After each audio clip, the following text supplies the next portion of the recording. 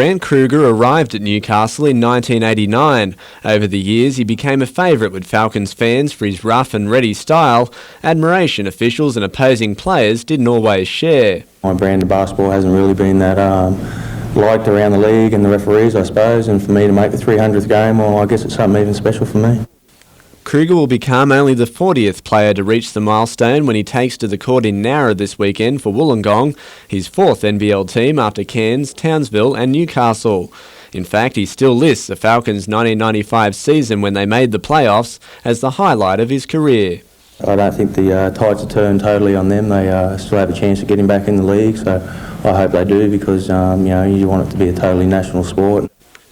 If the Falcons ever do fly again, perhaps Kruger could be there with them. He's only 29 and wants to play as long as he can, within reason. I played with Al Green in Newcastle and he was 41 when he finished, so I don't quite think I'll make that one though.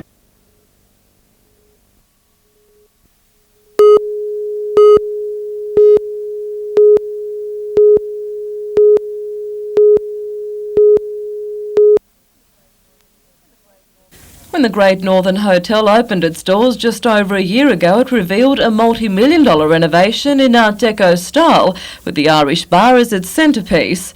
But today those works were at the centre of a court case the State Heritage Council is hoping will send a clear message to developers attempting to renovate heritage buildings. They allege hotel developer Donna Batiste breached the Heritage Act while fitting out the hotel on the corner of Scott and Watt Streets. The move is the first ever criminal prosecution brought against a developer under the 1977 Heritage Act. Today in Newcastle local court, prosecutor Darrell Pinch claimed the expensive fit-out of the bars and lobby went ahead without council approval on a building meant to be protected under a permanent conservation order. But the Defence Counsel argued that at the end of the day the alterations come down to a question of decor and not the destruction of heritage items. The statements of 6 witnesses were tendered to the court, the matter adjourned for a 3-day hearing in March. Helen Kapelos, NBN News.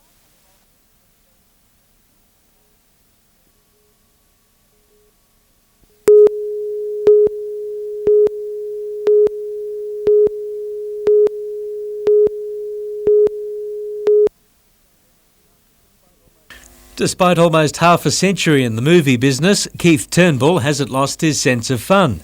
As well as finding amusement games in the cinema foyer nowadays, he says much has changed over the years. Past, the male paid the fare for both. Doesn't happen these days. They either pay separately or the lady pays for both. Keith became an accountant for Greater Union's Hunter Cinemas straight from school before landing a job as assistant manager of the Strand Cinema in Newcastle. He opened the Tower in King Street in 1976 and never left, clocking up a career lasting 47 years. Somebody said you've got to be crazy to be in this industry, and I've been in it for 40 years and I've had no regrets, and I'm quite happy to say I'm still enjoying it. Long-time staff like projectionist Bob Camp and box office clerk Kylie Elliott say he'll be missed. Everyone's very sad to see him go. He's a true gentleman. For Keith, today was the final session. Paul Lobb, NBN News.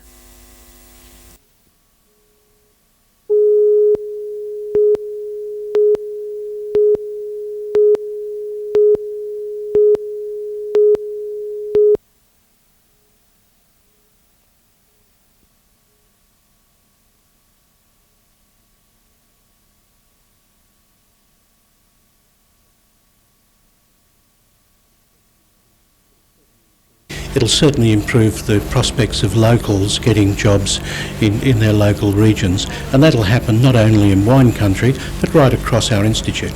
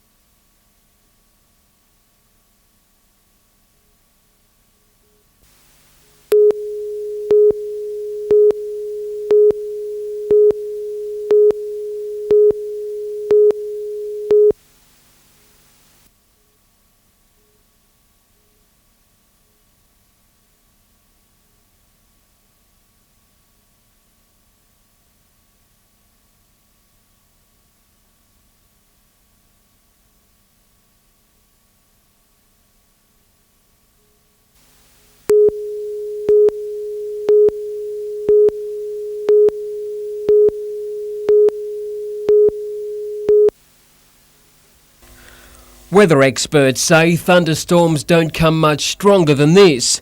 Branxton was the worst hit, fierce winds tearing a new roof off the commercial hotel.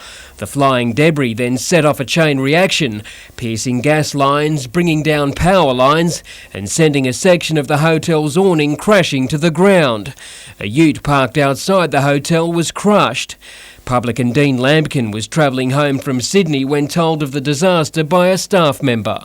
They said that basically half the pub was missing. I thought they were joking to start with, and then the tone of their voice sort of said otherwise. I got back here and, it was a nightmare. Elsewhere around Branxton, hundreds of trees were uprooted, council crews cleaning up the mess. This massive gum tree came crashing down, crushing a bird aviary, narrowly missing a house. We didn't realise the extent of the damage until we came out and saw the tree laying over the aviary, and there was nothing we could do for the birds. Further up the valley, Aberdeen bore the blast of strong winds. Only days ago, this house was surrounded by floodwater. Now it's without a roof. Dairy farmer Jim Atchinson was waiting out the storm in the lounge room with his wife. Bang! She hit in about 5 seconds. The whole roof off the house was gone and everything was demolished. The blast tossed the roof into a paddock several hundred metres away. The electrical storms knocked out power to 3,500 homes, while the deluge swamped local creeks. Thunderstorms were again predicted for this afternoon. Luckily, the Hunter was spared a second battering. Blake Doyle, NBN News.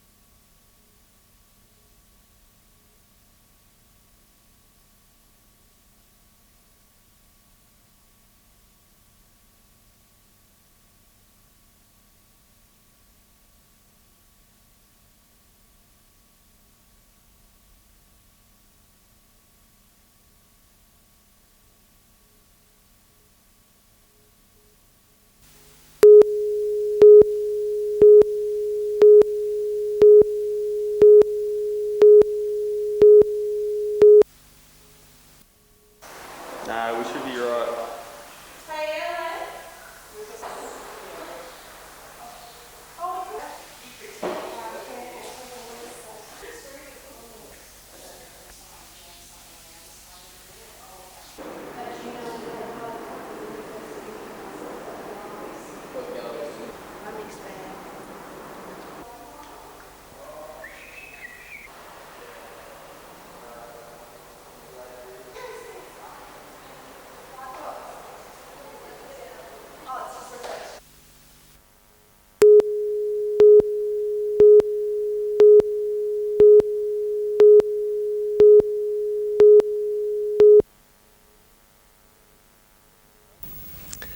Most of the members of the victorious Australian World Cup team returned home on Wednesday, and the performance of the side was just superb.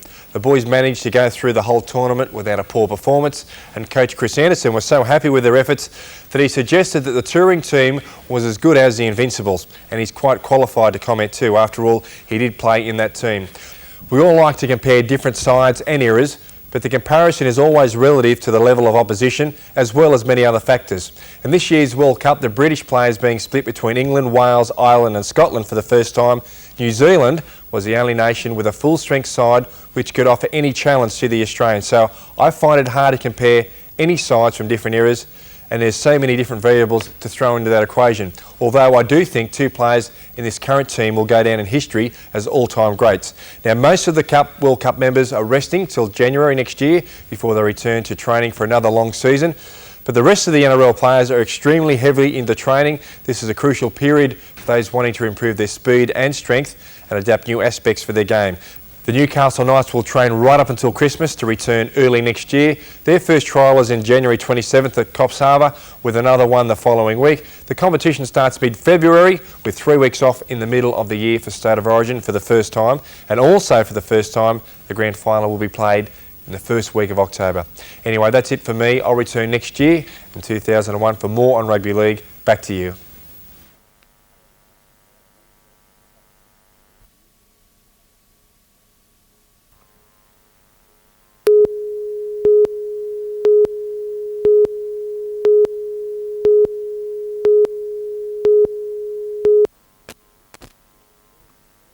Each year in Australia, between 500 and 700 people contract the deadly disease, but the number of subsequent deaths has dropped significantly since new drug treatment was started in 1996.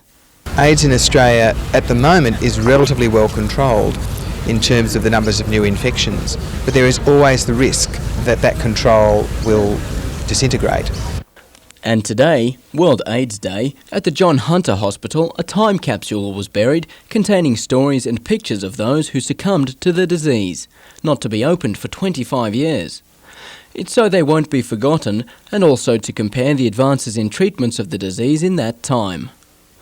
Meanwhile, at the Lovett Gallery in Newcastle, more than 70 artworks have gone on display as a reminder of those who lost the battle.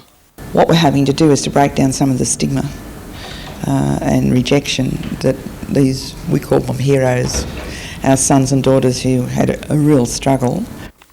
The memorial exhibition is open till mid-December. Adam Harper, NBN News.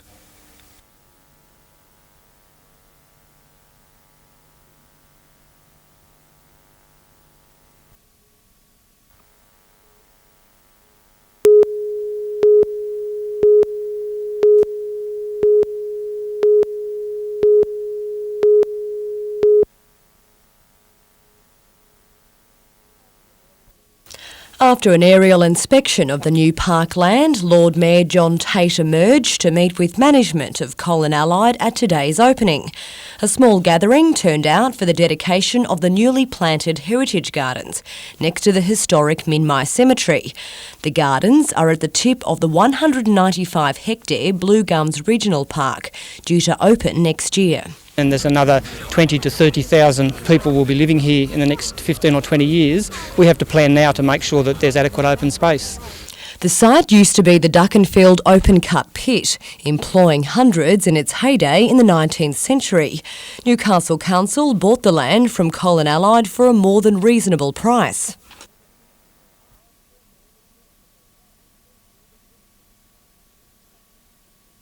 Something that we'll always be able to keep as part of our heritage. Meantime, a step forward for Newcastle's history. The state government will hand over $90,000 for stage 1 of the new Maritime Museum. Vanessa Trezise, NBN News.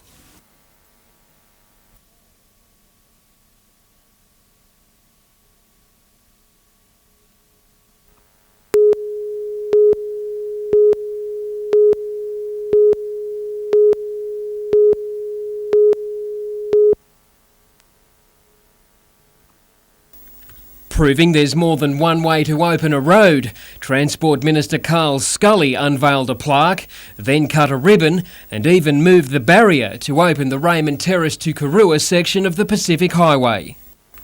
The $86 million 18-kilometre section of dual carriageway built by Abbey Group joins the Raymond Terrace bypass to the south and the yet-to-be-built Karua bypass to the north. This will make a huge difference for the Christmas period, for holidayers, local motorists and of course freight.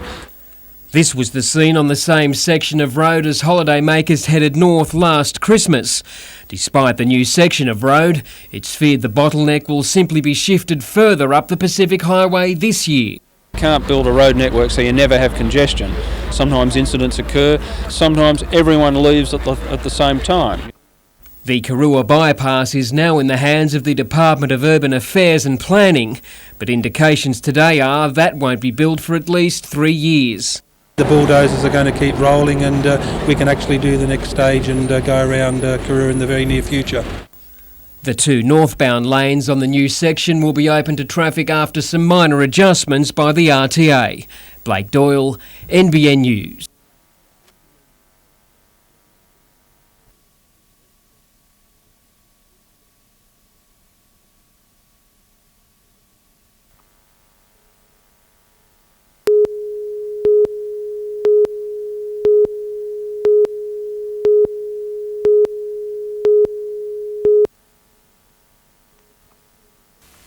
When most children were just getting used to kindergarten, Dean Ward was taking his first steps in Taekwondo. 11 years later, and the black belt has a national title, winning his class in Sydney last weekend.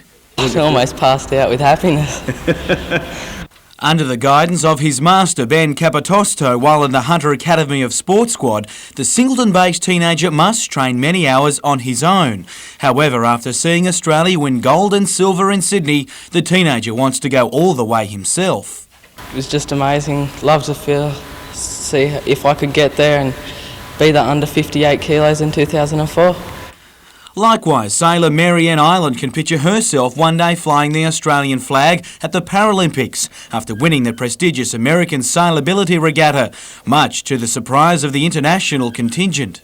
I don't think the Americans were terribly impressed. But they were really nice people, and but I think they did get a bit of a shock. Just 3 years into the sport herself, Marianne will focus on the coming national titles in Canberra before looking at switching to the bigger Olympic dinghy class.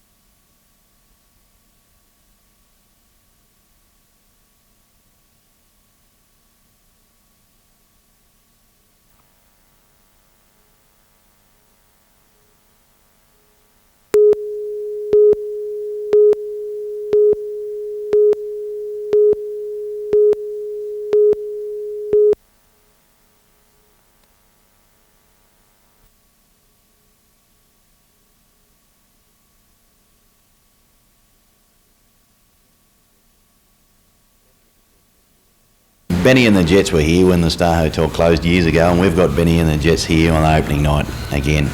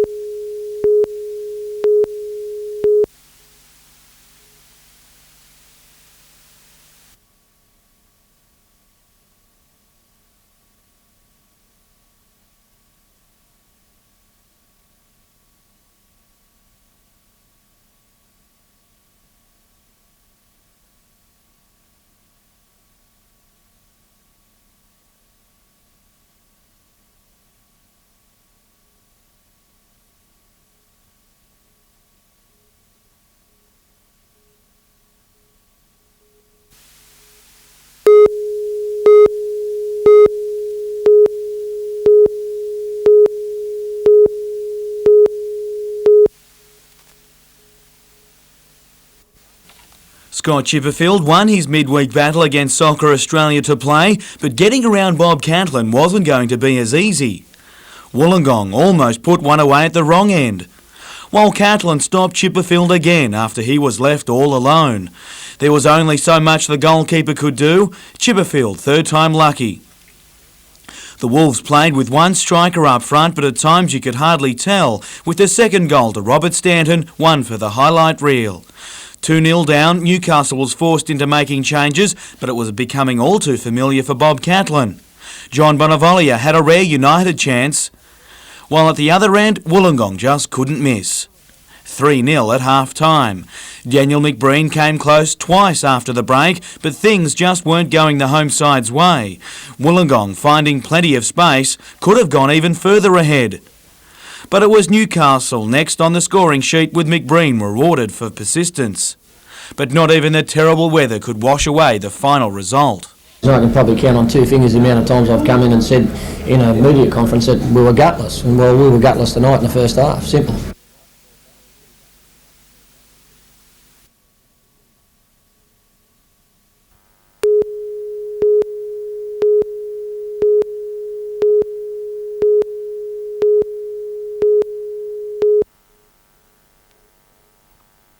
No strategy until now seems to have deterred the endless artistic expression that adorns walls and buildings, better known as graffiti.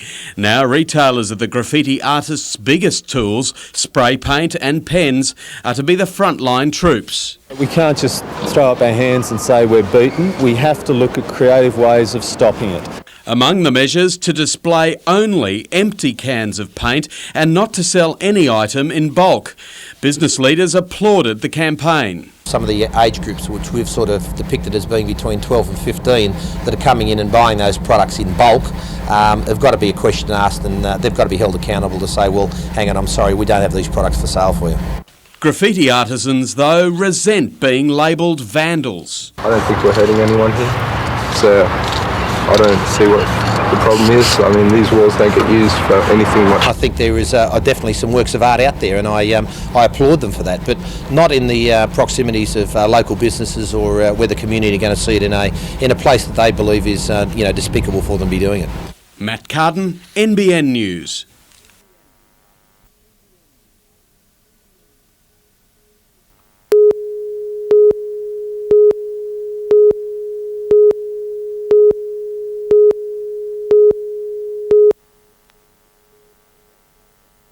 Paul Holbert is contracted by the New South Wales Fisheries to check shark netting 3 days a week. Along with a deckhand, he works in the warmer months, when sharks are more prone to venture into shallow waters looking for food. Nets are located off 11 Hunter beaches, from Stockton south to Catherine Hill Bay. They're 150 metres long by 6 metres deep. They're about 500 metres from the beach. And we usually have one, sometimes two nets on a beach. So far this year, there have been several sightings of great whites off Newcastle, including this 3-metre monster off Port Stephens 3 months ago.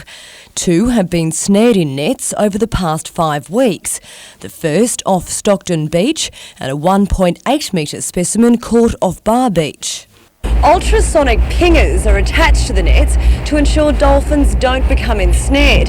The nets are also weighed down with at least a 6-metre clearance above, so that marine life such as turtles and whales have a clear passage over. Some sharks do cruise on the surface, but it's not foolproof. But since the introduction of nets 35 years ago, there have been no shark deaths. Before that, there were 20 attacks on swimmers, 11 of them fatal, the majority at Newcastle, Merewether and Stockton. But for now, the greatest concern is recreational boaties, who think floating markers represent fish traps and cast anchor inadvertently ripping apart netting. Meantime, many are questioning why there's still no shark netting from Newcastle north to the border. Vanessa Trezise, NBN News.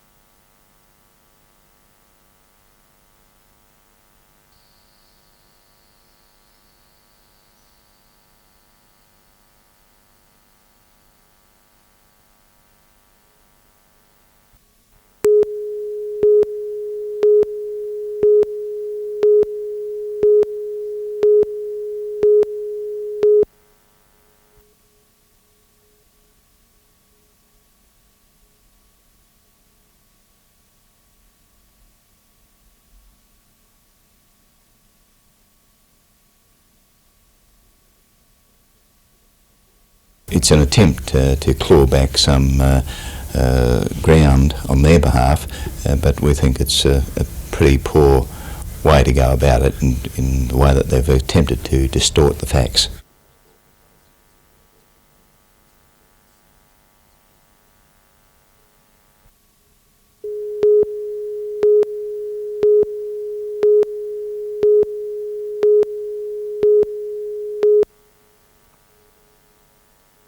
This 12-metre aluminium craft has been named the Shearwater 2 after the thousands of mutton birds that make their home on Montague Island off the south coast.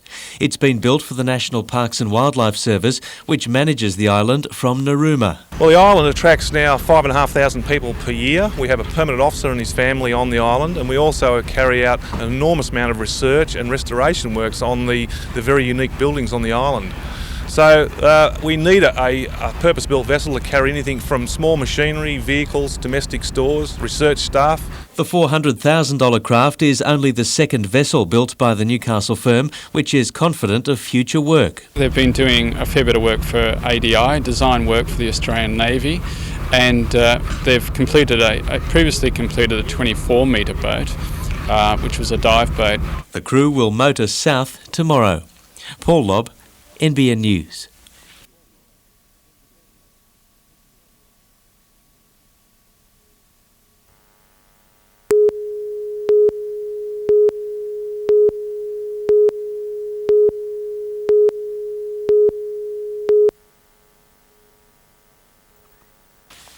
Police first saw smoke coming from a holding cell at Warramai while they were transferring inmates within the facility. Senior Constable Darren Bevan was one of the first on scene. I mainly attempted to try and put the fire out with a couple of the fire extinguishers, but unfortunately the fire extinguishers had very little impact on trying to put the fire out. It just kept raging.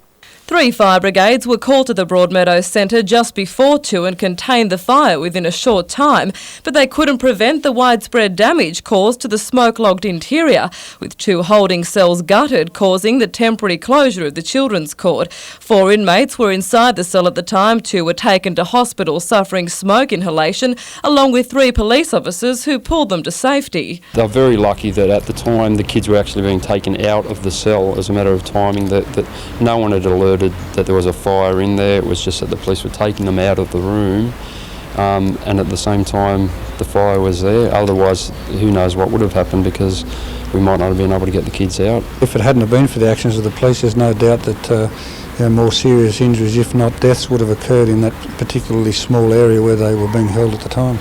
A police investigation is now underway, but it's believed the fire started when 2 covers were removed from lounge chairs in the holding cell. The blaze comes just 2 months after concerns were raised to State Minister for Juvenile Justice Carmel Tebbit by the Police Association and QC Paul Rosser about the cell's primitive conditions and the lack of ongoing surveillance inside the cells. Helen Kapelos, NBN News.